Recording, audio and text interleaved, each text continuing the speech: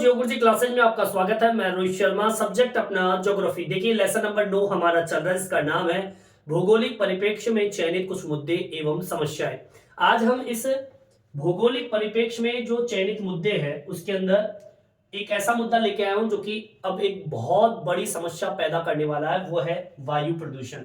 पर्यावरण प्रदूषण के बारे में मैंने आपको पिछले वीडियो में बता दिया था, जिसके अंदर हमने पर्यावरण प्रदूषण की परिभाषा, अर्थ और पर्यावरण प्रदूषण को कितने भागों में बांटा, जिसमें मैंने 4 बिंदु आपको बताए थे। इसमें जल प्रदूषण, वायु प्रदूषण, ध्वनि प्रदूषण और भूमि प्रदूषण के बारे में मैंने आपको बताया था।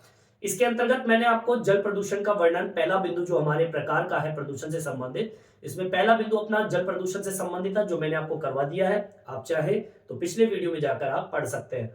आज हम दूसरा बिंदु देखेंगे वायु प्रदूषण के बारे में। अब देखिए वायु प्रदूषण आप सब जानते ही हैं। वायु प्रदूषण जब हमारे पर्यावरण के अंदर धूल, धुआं, गैस या फिर कुहासा या फिर हम कहें कि दुर्गंध या फिर हम कहें वाष्प, इनकी ये दूषक होते हैं। ये एक अशुद्ध पदार्थ या कह दीजिए एक ऐसी अवस्था जिसे हम कहें कि ये सारे बिंदु जिसमें धूल, धुआं, गैस, कुहासा, ये सब के सब एक दूषक पदार्थ के रूप में होते हैं। और जब ये वायु में जाकर मिल जाते हैं और इनकी जब सांद्रता बढ़ जाती है तो हमारा वायु दूषित हो जाती है, जिसे हम वायु प्रदूषण के नाम से जानते हैं। तो ये एक वायु प्रदूषण की परिभाषा हो गई। ठीक है, लिखना कैसे इसकी परिभाषा देखिए। जब वायु में कौन कौन से बिंदु बताए? एक धुआं, ठीक है, कुहासा, वाष्प, ठीक है, दुर्गंध। किसी भी दुर्गंध को हम कह सकते हैं, चाहे वो किसी कार्बन को जलाने से हो, चाहे वो किसी जीव के मृत अवशेष से निकलने वाली दुर्गंध हो। ये दुर्गंध भी आपके प्रदूषण का हिस्सा है, एक प्रदूषण को बढ़ाने में योगदान देता है। किसी भी प्रकार की गैस हो सकती है, जिसमें हम सबसे ज्यादा CO2 कार्बन डाइऑक्साइड को मानते हैं प्रदूषण के लिए। ठीक है, तो धुआं हो, कुहासा हो, वाष्प हो, दुर्गंध हो या फिर गैस हो, ये जब या इन सब की मात्रा वायुमंडल में बढ़ जाती है तो वायु प्रदूषण होता है। ठीक है, ये एक वायु प्रदूषण की परिभाषा हो गई। ठीक है, सिंपल सी परिभाषा है कि वायु प्रदूषण वह कहलाता है जब वायु के अंदर धूल, धुआं, गैस, कुहासा, दुर्गंध या फिर वाष्प जैसे दूषकों की संख्या या मात्रा जब वायु में बढ़ जाए तो वायु प्रदूषण कहलाता है। ठीक है, तो ये वायु प्रदूषण की परिभाषा याद हो गई होगी। आगे सुनिए। अब देखिए वायु प्रदूषण के और भी कई कारण हो सकते हैं, जैसे कि जीवाश्म ईंधन का दहन करना, मतलब किसी भी लकड़ी को जलाएंगे, कोयले को जलाएंगे, ठीक है, उनको जलाने से जो गैस निकलती है उसके दहन से वायु प्रदूषित होती है। खनन क्रिया या फिर उद्योग क्षेत्र से निकला हुआ धुआं हो, यह भी वायु प्रदूषण का कारण बनता है। ठीक है, जैसे कि जीवाश्म ईंधन के जलने व एक तो जीवाश्म ईंधन के जलने से वायु प्रदूषण होता है, एक खनन व उद्योगों से निकलने वाला धुआं वायु प्रदूषण के कारण है। समझ में आई बात? मतलब जीवाश्म ईंधन जब जलता है तो वायु प्रदूषित होता है, खनन क्रिया होती है, खुदाई जब होती है तो उससे निकलने वाला जो भी मिट्टी होती है वो भी वायु में जाके मिलती है, तब भी वायु प्रदूषण होता है। और उद्योग क्षेत्र से निकला हुआ धुआं तो वायु प्रदूषण का कारण है। इसके अलावा आपको मैं बता दूं, जितने भी उद्योग होते हैं, उद्योगों से निकला हुआ जो धुआं होता है जब वो पर्यावरण में जाके मिलता है तो देखिए उस धुएं के अंदर क्या क्या चीज विद्यमान होती है, जैसे कि सल्फर है, नाइट्रोजन के ऑक्साइड होते हैं, और इसके अलावा हाइड्रोकार्बन हो सकता है, कार्बन डाइऑक्साइड हो सकती है, कार्बन मोनोऑक्साइड हो सकता है, सीसा या फिर एस्बेटॉक्स। ये जितनी भी चीजें होती है ये उद्योग धंधों से निकलने वाला धुएं के अंदर विद्यमान होती है। और जब ये सारा का सारा गैस के रूप में जब वायुमंडल में मिलता है तो आपका वायु प्रदूषित हो जाता है या वायु प्रदूषण कहलाता है। तो लिखेंगे क्या?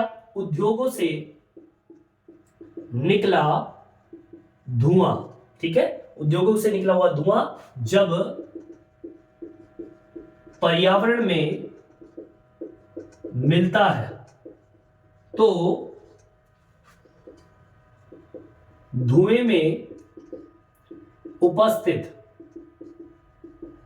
नाइट्रोजन, ठीक है, आपका नाइट्रोजन की मात्रा जब बढ़ जाए, ठीक है, सल्फर हो सकता है,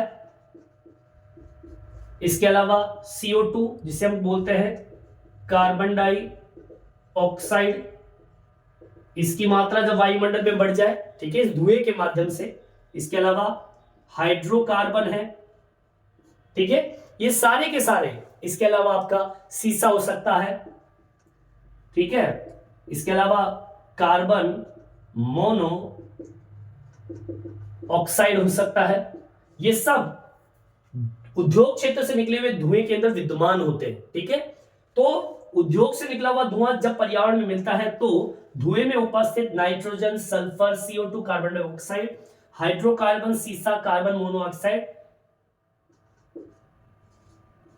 वायु को क्या कर देता है, दूषित करता है, ठीक है। अब जैसे ही वायु दूषित होगी तो पर्यावरण प्रदूषण हो जाता है, ठीक है। आगे सुनिए, आप देखिए, ये तो समझ में आ गया कि वायु प्रदूषण होता कैसे है। कुल मिला के बात यह है कि जब शुद्ध वायु के अंदर धुआं मिल जाए, कुहासा मिल जाए, कोई भी हानिकारक गैस मिल जाए, दुर्गंध कोई भी हो सकती है, किसी भी प्रकार की गैसें हो सकती है, जब मिल जाती है तो आपकी वायु जो होती है वो दूषित हो जाती है, जिसे हम वायु प्रदूषण के नाम से जानते हैं। अब देखिए, वायु प्रदूषण जब हो जाता है तो ये हमारे शरीर के लिए कितना हानिकारक होता है, तो मैं आपको बता दूं कि वायु प्रदूषण के कारण एक तो श्वसन तंत्रिका तंत्र जो होता है वो हमारा खराब हो जाता है, सांस लेने की समस्या बढ़ जाती है, एक बीमारी है श्वसन तंत्रिका तंत्रीय, ये भी एक तरीके से हमारे वायु प्रदूषण जो है इसको प्रभावित करती है, इससे संबंधित बीमारी हो सकती है।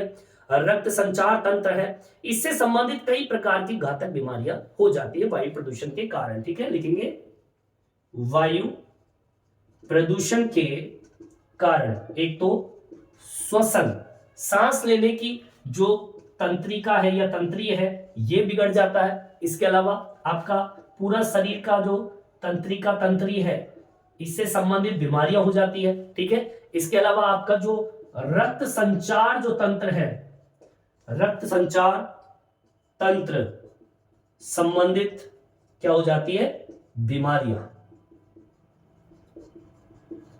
ठीक है। अब आपसे अगर क्वेश्चन पूछ लिया जाए, ये मोस्ट भी हो गया एक तरीके से, जैसे मैंने आपको जल प्रदूषण के बारे में पढ़ाया था कि जल से होने वाली दो या जल जनित दो बीमारियों के नाम बताइए, तो मैंने बताया था हेपेटाइटिस है, दस्त डायरिया है, ठीक है ना, या आंत्र जो कृमि रोग है वो है, जल प्रदूषण से वो बीमारियां होती है। और यहां पर अगर वायु प्रदूषण जनित अगर कोई आपसे बीमारी पूछ ले तो आपको बोलना है श्वसन तंत्रीय या तंत्रिका तंत्रीय, रक्त संचार तंत्र जैसी संबंधित बीमारियां हो सकती है, ठीक है। यहां तक आपके समझ में आ गया होगा, यहां तक आप उतार लीजिए। देखिए आगे की ओर बढ़ते हैं। कई बार आपने देखा होगा कि जो नगर होते हैं उन नगरों के ऊपर कई बार आपने देखा होगा काली मासी छा जाती है, धुआं सा हो जाता है, वो जो धुआं होता है उसे धूम्र कोहरा कहते हैं। आपने देखा होगा जब कल कारखाने चलते हैं तो उनकी जो धुआं होती है आसमान में उड़ती तो है, लेकिन वो ऊपर तक नहीं जाकर वो शहर के इर्द गिर्द ही छा जाती है।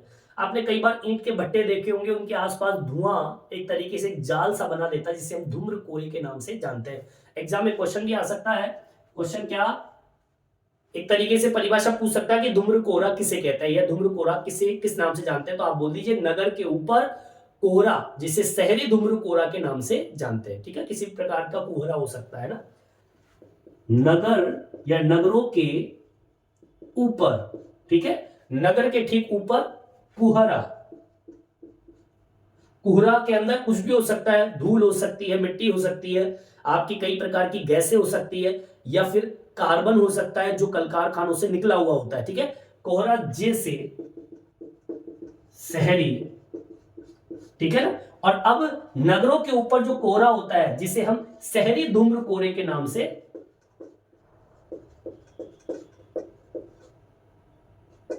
जानते हैं, ठीक है। नगरों के ऊपर कोहरा जिसे हम शहरी धूम्र कोहरे के नाम से जानते हैं, यह वायु प्रदूषण का हिस्सा है। मतलब एक तरीके से हमारे शहर के ऊपर वो किसी भी कारण से जो एक परत बना ले, चाहे वो कार्बन की हो सकती है, धूल की हो सकती है, मिट्टी की हो सकती है, वाष्प की हो सकती है, कुछ भी हो सकता है, ये एक तरीके से एक जाल बना लेता है हमारे ऊपर। और इस प्रकार के जो कोहरा होता है उसे हम धूम्र कोहरा, धुएं का कोहरा के नाम से जानते हैं। यह वायु प्रदूषण का कारण भी है, एक तरीके से वायु प्रदूषण का हिस्सा भी है। और यह मानव स्वास्थ्य के लिए बड़ा हानिकारक है, क्योंकि जब हम शहर में रहते हैं और श्वसन क्रिया करते हैं तो ये पूरा का पूरा धूम्र कोहरा हमारे सांसों के जरिए हमारे शरीर में जाता है। तो यह मानव स्वास्थ्य के लिए क्या है, हानिकारक है। समझ में आई बात, ये बड़ा ही हानिकारक माना जाता है। आपने एक चीज देखी होगी अम्ल वर्षा के नाम से। अम्ल वर्षा क्या होती है? देखिए, इस वायु प्रदूषण के कारण अम्ल वर्षा होती है। मैं छोटा सा उदाहरण देके आपको समझ में आ जाएगा। आपने कई बार देखी होगी सफेद गाड़ियां देखी होगी जो रोड पे रखी रहती है, खड़ी रहती है पार्किंग के अंदर। आपने देखा होगा उस व्हाइट गाड़ी के ऊपर हरी हरी कलर की छोटी छोटी बिंदियां आपको नजर आती होगी। कभी देखना गौर करके, आपकी मोटरसाइकिल के ऊपर या आपके फोर व्हीलर के ऊपर सफेद चीजों पे ज्यादा दिखाई देती है, सफेद हरी हरी कलर की छोटी छोटी बिंदियां दिखेगी आपको। वो अम्ल वर्षा होती है जब आपके वायुमंडल में बहुत ज्यादा गैसों की, जैसे सल्फर, नाइट्रोजन ऑक्साइड, हाइड्रोकार्बन या कार्बन डाइऑक्साइड, कार्बन मोनोऑक्साइड, ऐसी गैसों की सांद्रता जब बढ़ जाती है तो अम्ल वर्षा होने का कारण होता है। ठीक है, अम्ल वर्षा उसे कहते हैं। तो अम्ल वर्षा क्या, वायु प्रदूषण के कारण, वायु प्रदूषण के कारण अम्ल वर्षा होती है जब वायु में जैसे कि नाइट्रोजन हुआ, ठीक है, या नाइट्रोजन ऑक्साइड हुआ, या फिर हम कहें CO2 कार्बन डाइऑक्साइड हुआ, ठीक है, या फिर हम कहें कार्बन मोनोऑक्साइड हुआ, ठीक है, से यह वर्षा होती है। मतलब इन गैसों की मात्रा, ये क्योंकि ये जितनी भी गैसें होती है ये वायु प्रदूषण को बढ़ावा देती है। जब ये गैसें बहुत ज्यादा बढ़ जाती है तो आपके अम्ल वर्षा जो है वो तीव्र गति से या छोटी छोटी बारीक बारीक हरी हरी बूंदों के रूप में हमारे ऊपर गिरने लगती है। जब ये वर्षा आपके क्या बोलते हैं इसको, पानी में जाके मिल जाती है, अगर अम्ल वर्षा अगर पानी में मिल जाए तो हमारा जल भी जो है वो दूषित हो जाता है। ठीक है, जब ये आपने देखा होगा कि अब देखो इस चीज को भी हम देख सकते हैं कि जब वर्षा होती है, अभी प्रेजेंट टाइम पे हम देखें जब गर्मी का मौसम होता है तब जाके जब ज्यादा आपके वायु प्रदूषण का हिस्सा होता है, ज्यादा वायु प्रदूषण तभी होता है। लेकिन जैसे बारिश होती है तो आपका वायु प्रदूषण का स्तर जो होता है घटने लगता है, क्योंकि जो पानी होता है उस प्रदूषण को धरातल पे आके गिरा देता है। तो जब जल वर्षा के रूप में होती है या वर्षा जब होती है तो धरातल पर पानी उस पूरे प्रदूषण को नीचे लाके गिरा देता है। तो पीएच का स्तर जो होता है वो डाउन हो जाता है, मतलब आपका वायु जो होती है वो शुद्ध हो जाती है जल के कारण। ठीक है, इसको मेंशन कर लेते हैं। जब जल वर्षा के रूप में गिरता है धरातल पर तब पीएच मान घट जाता है, जिससे वायु शुद्ध हो जाती है। आगे बात समझे भाई, जैसे ही आपके वायु के अंदर पानी का मिलना होता है वर्षा के रूप में, तो वो पूरी वर्षा जो होती है वो पूरे प्रदूषण को नीचे लाके रख देती है और धरातल पे मिला देती है। तभी तो लोग कहते हैं कि पहली बारिश में कभी भी स्नान नहीं करना चाहिए, नहाना नहीं चाहिए। कभी भी जब आपके मानसून आता है और जैसे पूरी गर्मी निकली होती है और जैसे 3 महीने गर्मी के होते हैं, गर्मी निकलकर जब पहली बारिश होती है, पहली दूसरी तीसरी बारिश जब होती है, उसमें कतई नहीं नहाना चाहिए, नहीं नहाना चाहिए। क्यों? क्योंकि जो वायुमंडल के अंदर पॉल्यूशन होता है, कार्बन होता है, धूल धुआं गैस होती है, कुहासा होता है, वाष्प होता है, ये उस पानी वर्षा के पानी के साथ मिलकर धरातल पे आके गिरता है। अगर उस पानी में आप नहाओगे तो वो पानी जो होता है वो एक केमिकल युक्त पानी होता है और वो हमारे रंध्र के जरिए, शरीर के जरिए, सांसों के जरिए हमारे शरीर में जाता है, जैसे कि चरम जैसे रोग हो जाते हैं या श्वसन संबंधित, श्वसन तंत्रीय संबंधित या तंत्रिका तंत्रीय संबंधित या रक्तचाप संबंधित तंत्र बीमारियां होने की संभावना बढ़ जाती है। इसलिए फर्स्ट बारिश, सेकंड या थर्ड बारिश में नहीं नहाना चाहिए। उसके बाद की जो बारिश होती है उसमें लाना चाहिए। तो ये हमारा आज वायु प्रदूषण का टॉपिक कंप्लीट होता है। ठीक है, मेरे हिसाब से आपके समझ में आ गया होगा। इस वीडियो में इतना है। ये वीडियो आपको कैसा लगा कमेंट्स करके जरूर बताएं। मेरे चैनल को सब्सक्राइब जरूर से जरूर करें, इससे नई नई वीडियो आप तक पहुंचा सकूं। धन्यवाद।